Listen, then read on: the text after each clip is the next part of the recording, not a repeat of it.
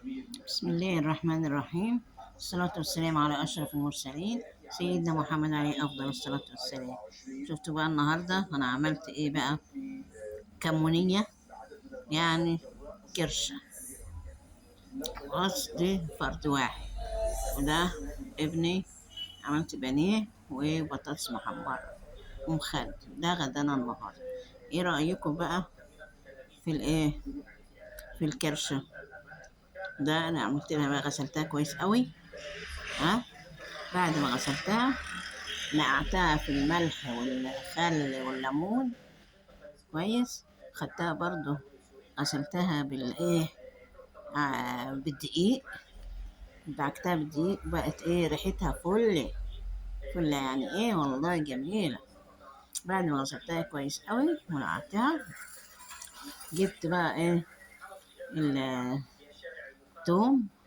خرطت التوم وايه في سمنة كده او المادة الدهنية بتاعتك. تمام. بعد كده اللهم صل على النبي، حطيت التوم وقليته، بقت ريحته ايه جميلة. خدت ايه الطماطم وايه وعملتها في الخلاط. وبعد كده ايه، بعد ما عملتها في الخلاط بقت الصلصة، يعني بقت خلاص زي الصلصة كده. عملتها في الخلاط. بعد كده ايه طشيتها على الايه التومة. تمام. بعد ما طشيتها يعني سبكت، سبتها تسبك شوية. بعد كده طبعا حطيت لها الملح، وهي روح الكرشة الايه الكمون. ده بقى حضرتك انت وهي روح الكرشة الكمون. لها كمون وحطيت لها ايه فلفل اسمر. تمام.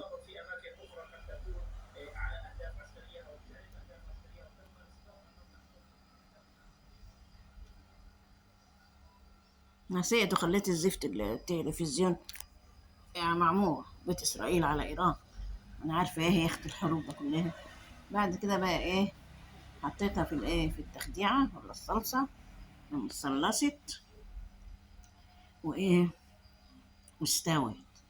طبعا انا كنت قبليها بقى خدت الكرشه دي وايه عملتها بفصين توم كده وايه وكبيت الميه بتاعتها، بس والله ما كانتش محتاجه يعني، ان هي كانت جميله جميله جميله. خلاص حطيتها بقى في الصلصه واستوت. وادي ايه الشكل النهائي للايه للكرشه. عارفين الكرشه؟ في حد في ناس طبعا كتير ما بتحبهاش.